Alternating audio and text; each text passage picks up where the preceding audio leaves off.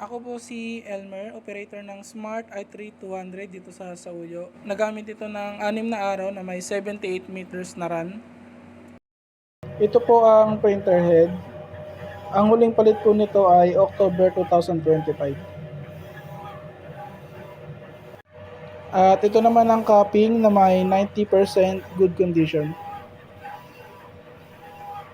Head clean.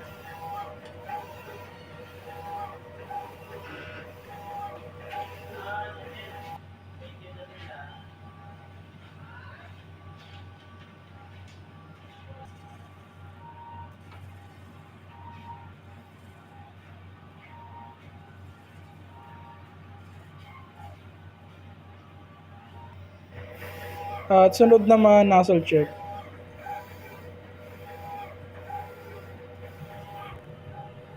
Good naman po ang output niya.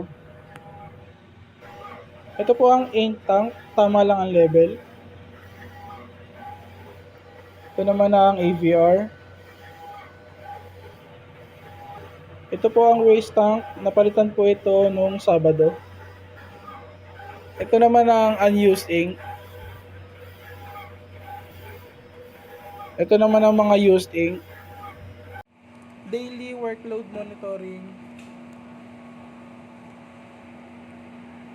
Daily consumption. At ito naman po ang inventory.